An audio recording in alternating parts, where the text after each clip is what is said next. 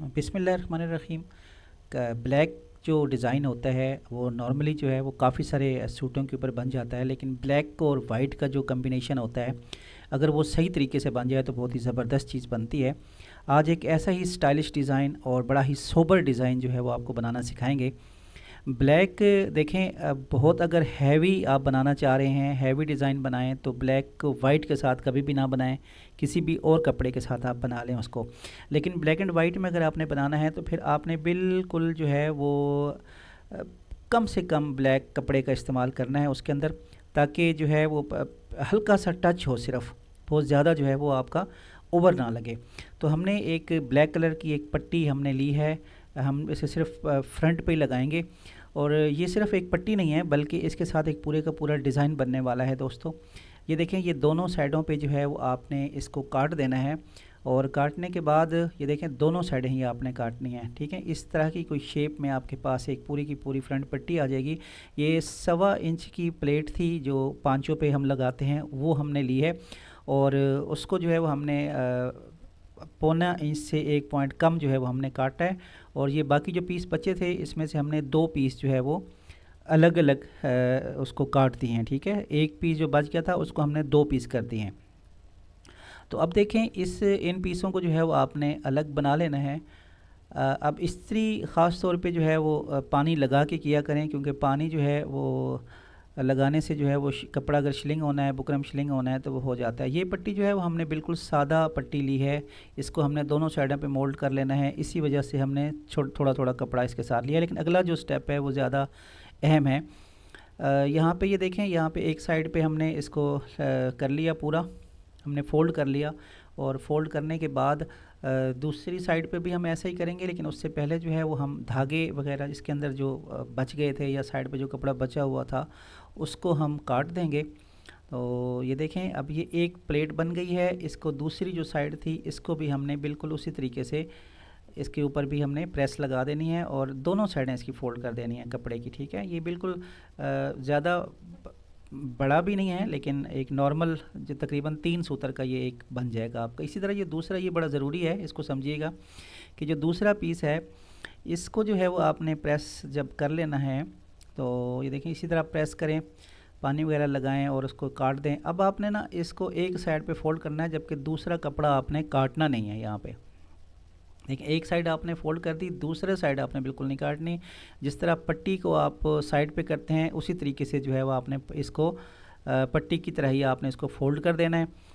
देखिए, कपड़ा नहीं काटना आपने, यहाँ पे बड़ा ज़रूरी स्टेप है, इसको आप समझना है आपने कि कपड़े को काटना नहीं है। अब हम कुछ इस तरह का ये बनेगा। देखें, एक साइड आपकी पट्टी की तरफ से होगी। अब हम इसको लगाना शुरू करते हैं। तो जहाँ पे ये कपड़ा हमने लिया था पट्टी वाला, तो बिल्कुल उसके अंदर ही हमने उसको जो है वो ब्लैक कलर वाली जो पट्टी थी उसको अंदर डाल देना है। और अंदर डालने के बाद जो है फिर जो है हमने सिलाई लगानी है इसकी, ठीक है। ये पूरी सिलाई लग जाएगी। और दूसरी जो साइड है आपकी, देखें बिल्कुल आपने एक मिला दी है, जो कन्नी वाली साइड है उसको आपने मिला दिया है। और यानी कि एक साइड जिस पे सिलाई लगनी है वो वाली साइड, और दूसरी जो दरमियान में है उस पे आप सिलाई लगा देंगे। सिलाई आपने हिसाब से और बड़ी खूबसूरत तरीके से लगानी है। और नीचे से जो है ना, ख़ास तौर पे इसको आपने नैरो करना है। ये नैरो वाला डिज़ाइन बन रहा है, ऊपर से बराबर है, ये नीचे ये नैरो आएगा।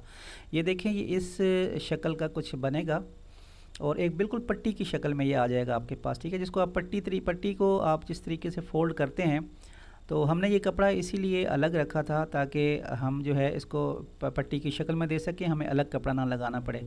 पट्टी की तरह ही आपने एक साइड पे कटिंग कर ली, और कटिंग करने के बाद पानी लगाने के बाद आपने इसको फ़ोल्ड कर दिया। और ये देखें, फ़ोल्ड होने के बाद जो है वो पट्टी की शक्ल ही बिल्कुल निकल आएगी। अब आपने जैसे आप ठोके वाली साइड पे वो लगाते हैं, नीचे से कपड़ा काटते हैं, उसी तरीके से अपना कपड़ा काट लेना है, कतरने ये धागे वगैरह काट लेने हैं, पानी लगाना है, और पानी लगाने के बाद आपने इसको नीचे से फ़ोल्ड कर देना है। देखें, ये नीचे से जब फ़ोल्ड हो जाएगा तो ये पट्टी आपकी बन जाएगी। यहाँ से आपने जो है वो फालतू धागों को काट दिया, पट्टी बन गई। पट्टी ठोके का आप निशान लगा दें। ठोके का निशान लगाने के बाद जो है ऊपर वाली साइड पर भी आपने काट देनी है जो बची हुई पट्टी। अब इस तरीके से ये पट्टी है, अब इसको हम लगाएंगे। बटन टेक जो है वो आपने बना लेनी है। बटन टेक जो है वो नॉर्मली जिस तरीके से आप बटन टेक बनाते हैं बिल्कुल उसी तरीके से बनेगी। वीडियो मैंने फास्ट कर दी है ताकि आपका टाइम बच सके।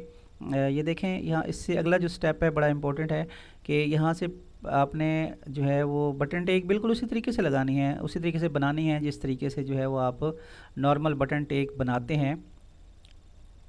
आपने पानी लगा के जो है वो इसको बिल्कुल, यानी कि इसमें कोई ख़ास चीज़ नहीं है। अच्छा, अब ये वाला जो पॉइंट है ना, इसको बड़ा समझना बड़ा ज़रूरी है आपका, कि जो हमारी प्लेट होती है वो सीधी नहीं लगती, ठीक है। तो ये उसके लिए बड़ा एक ज़बरदस्त मैं आपको आज जो फार्मूला बता रहा हूँ कि जितनी प्लेट है आपकी उसके ऊपर आपने प्लेट के साथ ही आपने निशान लगा देना है, उतना ही। अब आपके पास प्लेट के साथ निशान लगा हुआ है, प्लेट का जितना निशान आ रहा है उसको आपने दरमियान से आधा कर लेना है, और आधा करने के बाद जो है आपने उसको क्रीज बना देनी है, इसकी इस तरीके के साथ बना देनी है। और आप चाहें तो आप इसको पेंसिल के साथ भी लगा सकते हैं, लेकिन इस तरीके के साथ लगाया करें, उससे ये होता है कि आपका जो है वो निशान नहीं पड़ता। वाइट सूट है, देखें अब इस बात को समझिएगा कि जो हमने निशान लगाया था, अब अगर हम प्लेट इसके ऊपर रखते हैं, देखें तो बिल्कुल जो है वो एक जैसा आया है, यानी कि जितनी प्लेट है बिल्कुल उतना ही निशान बना है। ये देख रहे हैं, बिल्कुल ये कहीं से भी वो आपकी प्लेट जो है वो टेढ़ी मेढ़ी नहीं होगी, अगर आपने उन जो निशान लगे हुए हैं उनको अगर आपने फॉलो किया है तो। जिस तरह नॉर्मली आप जो है वो दरमियान से काटते हैं, उसी तरीके से आपने इसको काट देना है। और काटने के बाद जो है अब हम इसको सिलाई करते हैं। ये मरहला जो है जो देखें, इसी तरीके से आपने बटन टेक जो है वो नॉर्मली जिस तरीके से आप लगाते हैं वैसे ही आपने लगानी है।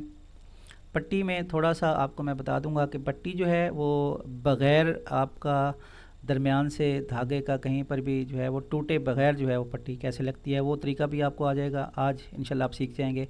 तो जो निशान था, निशान के साथ ही आपने बिल्कुल इसको रखना है, निशान से आगे पीछे नहीं करना आपने, तो आपका जो है वो बिल्कुल सीधी आएगी प्लेट। देखें यहाँ पे जो है वो आपने सिलाई लगा देनी है, यहाँ पे आके आप रुक जाएं, क्योंकि आपने फिर नीचे इसको सीधा कर लिया करें। ये अब बिल्कुल देखें, जो लाइनें हमारी लगी हुई हैं उन लाइनों के ऊपर ऊपर ही सारा कुछ जो है वो बिल्कुल आपका कपड़ा आ रहा है।